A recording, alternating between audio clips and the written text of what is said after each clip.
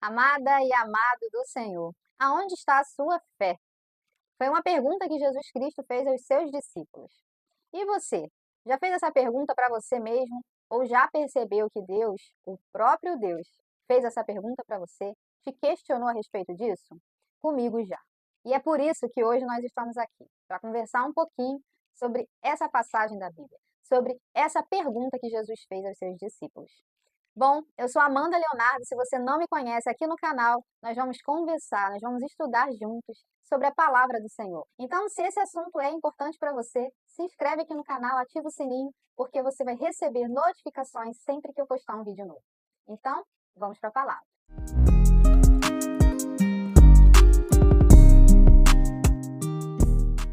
No Evangelho de Jesus, lá em Lucas, capítulo 8, versículo 22.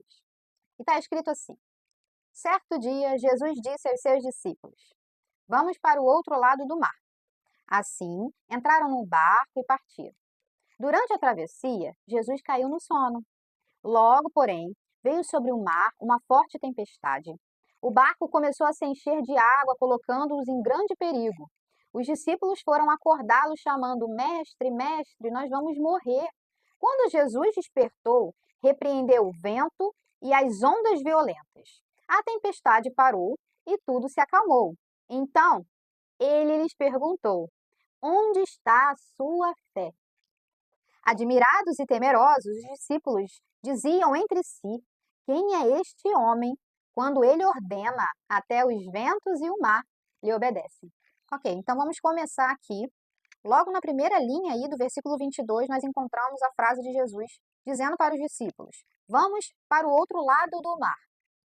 Bom, nessa parte aqui, nós entendemos que Jesus ele deu para os discípulos um comando, né? Vamos para o outro lado. E trazendo isso para a nossa realidade, o que seria esse comando para a gente é quando Jesus também nos pede um posicionamento, que nós tomamos alguma atitude, que façamos algo ou que ele nos entrega um sonho. Então, isso é um comando do Senhor com a gente, trazendo para os nossos dias. E é importante frisar nessa frase: vamos para o outro lado. Essa palavra vamos deixa bem claro aqui no texto que Jesus estaria com os discípulos. Ele deu um comando, mas ele estaria com os discípulos, assim como acontece nos dias de hoje. Ele nos dá um comando, ele nos pede algo, mas ele está com a gente. Ele não manda os discípulos irem sozinhos e atravessarem sozinhos, e nem pede que a gente vá e faça algo sem ele. Assim, entraram no barco e partiram. Importante frisar aqui, nesse momento, depois do comando, Jesus não dá detalhes de como que vai ser esse percurso até a chegada do outro lado. Ele não diz para os discípulos assim: olha, nós vamos entrar, vai ter uma tempestade, vocês vão ficar um pouco nervosos, mas assim, fiquem tranquilos, vocês não vão morrer como vocês vão pensar, tá? Eu vou resolver o problema, fiquem tranquilos. Não, Jesus não dá esse spoiler para eles, não dá. Ele simplesmente dá um comando e aí os discípulos entram, a palavra diz que os discípulos entram no barco e partem. Continuando, durante a travessia, Jesus caiu no sono. Durante a travessia, ou seja, eles já haviam chegado do outro lado? Não. Eles estavam no percurso, correto? Jesus caiu no sono. Isso soa familiar para você? Porque para mim soa muito familiar. Bom, quando, depois de receber um comando de Jesus, nós decidimos então encarar esse desafio na nossa vida, entrar no barco e partir, no percurso, a nossa vontade, com medo de errar, é que a todo momento Jesus se comunique com a gente e nos diga: Jesus, é para esse lado ou é para aquele? Eu fico ou agora eu posso ir? A todo momento nós estamos conversando com o Senhor e pedindo direção a Deus. Porém, pode ser que ele fique quieto no percurso. Pode ser que ele não fale nada. E eu não estou dizendo que Jesus não se comunica com a gente, muito pelo contrário. Em Jeremias 29:13, se eu não me engano, tá? está escrito, e buscar-me-ei, e me achareis, quando me buscardes de todo o vosso coração. Porém, durante o percurso, pode ser que ele não fale nada, que ele fique quieto. Bom, gente, quem está dormindo não está orientando nada a ninguém. Quem está dormindo, num contexto geral, está relaxado e está dormindo, está tranquilo. Então, Jesus, ele estava tranquilo, ele não estava preocupado com o que estava acontecendo, né?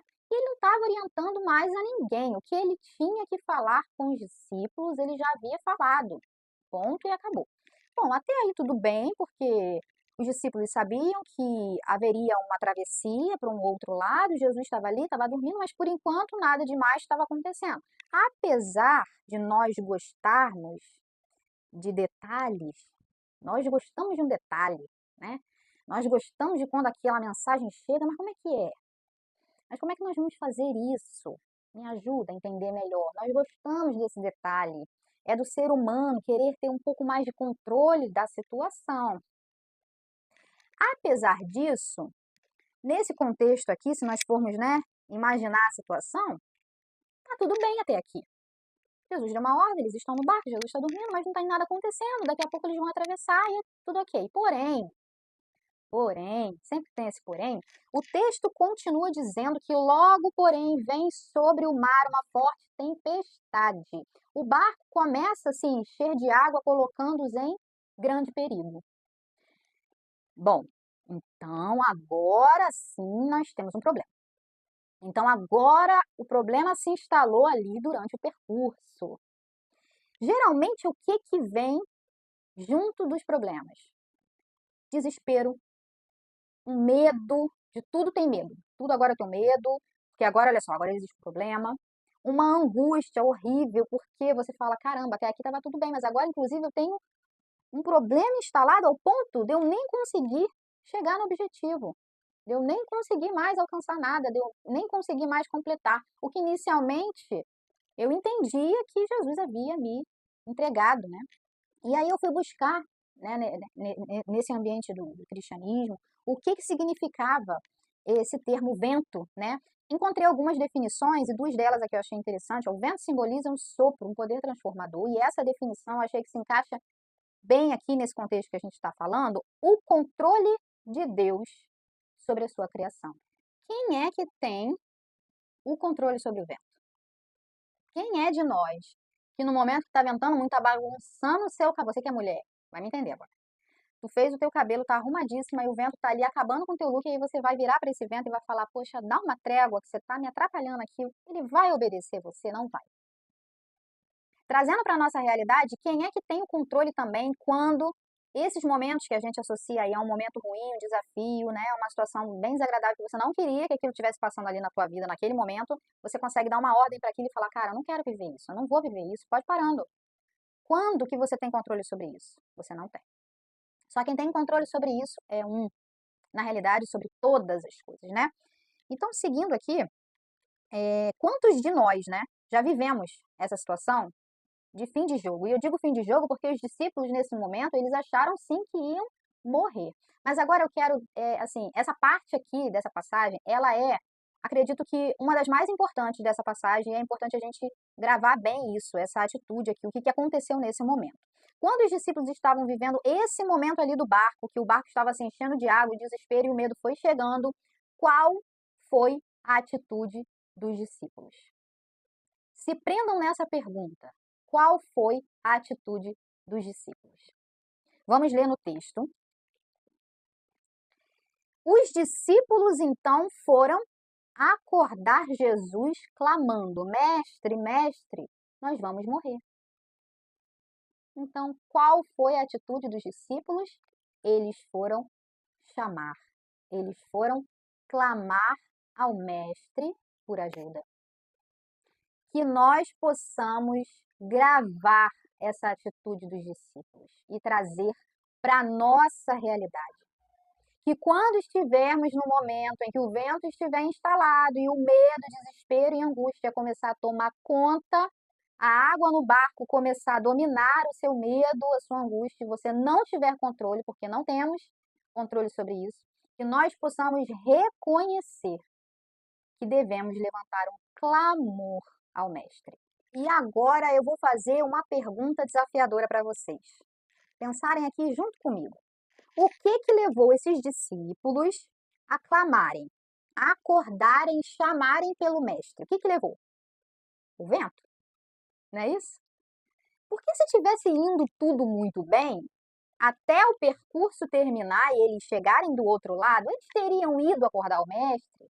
Eles teriam ido se aproximar do Mestre? Eles iam clamar ao Mestre? Não. Eles simplesmente iam passar pelo percurso e chegar do outro lado. Porque foi na fraqueza dos discípulos, é na nossa fraqueza, que nós temos a oportunidade de prestigiar, de conhecer o tamanho do poder de Deus. E eu posso provar isso para vocês aqui na palavra. Que existiu um vento, ou seja, uma turbulência durante o percurso, uma situação ruim instalada, e aí com isso veio o medo, o transtorno, a ansiedade, a angústia, e com isso eles recorreram a quem pode resolver, ao único que pode resolver, porque eles não teriam controle sobre aquele vento, aquele barco enchendo de água. Então eles levantaram um clamor, eles chamaram ao Mestre. Nesse momento, eles puderam prestigiar o tamanho do poder de Deus, porque quando Jesus despertou, repreendeu o vento e as ondas violentas. A tempestade parou e tudo se resolveu. Dá um glória a Deus aí, tá? Não, eu vou pausar o vídeo agora aqui. E você aí da sua casa, você fala assim, Senhor, glória a Deus. Senhor, eu te agradeço. Porque eu sei que em breve eu vou conseguir prestigiar o tamanho do teu poder sobre a minha vida. Então, vai, pode começar a glorificar. Então, ele perguntou aos seus discípulos, onde está a sua fé? Que é o tema desse vídeo aqui. E eu gostaria de parar nessa pergunta, porque nós temos uma facilidade muito grande de esquecer as maravilhas, as bênçãos que Deus já fez na nossa vida e faz quando estamos vivendo e passando por um momento que não gostaríamos de estar enfrentando. Nós temos essa facilidade e a gente permite com isso que o medo, a angústia, o desespero, a ansiedade domine a gente de uma maneira que sempre que isso acontecer, a gente tem que elevar o nosso pensamento e buscar na memória como que Deus já mostrou que é Deus na sua vida. E fazer assim como os discípulos fizeram, levantar um clamor ao Senhor, pedindo ajuda, reconhecendo como somos pequenos diante de coisas tão grandiosas. Mas nós temos um Deus grandioso. Então, nós somos pequenos. Mas quando levamos nossas angústias, medos, problemas, tudo que vier de sensação bem ruim, que chega mesmo, nós levamos e entregamos isso para Jesus, ele é grandioso.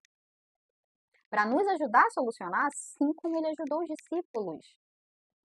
Ele ajuda até hoje, trazendo para hoje, para os nossos dias atuais. Ele continua fazendo. E aí eu finalizo o texto dizendo que admirados e temerosos, os discípulos diziam entre si, quem é esse homem que quando ele ordena, até os ventos e o mar lhe obedecem? Então, quando Jesus nos diz que a tudo dai graças, nós devemos confiar nisso. Porque existem situações, várias delas, que a gente não vai conseguir entender. O porquê que a gente está vivendo determinada coisa. Porém, quando ele nos pede que a tudo dai graças, é porque provavelmente ele está querendo te prestigiar. Ele está querendo com que você vivencie grandes experiências com ele. Então, se você gostou desse vídeo, desse tema, se foi edificante para a sua vida, curte esse vídeo, ajuda a gente a divulgar aí esse canal, porque quanto mais pessoas ouvirem a palavra do Senhor, porque a fé vem pelo ouvir, isso é muito grandioso, né, para o reino. E quanto mais pessoas serem alcançadas pela palavra, é o que realmente importa. Isso é o principal, é o que realmente importa, né? Então, obrigada por ter assistido esse vídeo até o final dele e até o próximo vídeo.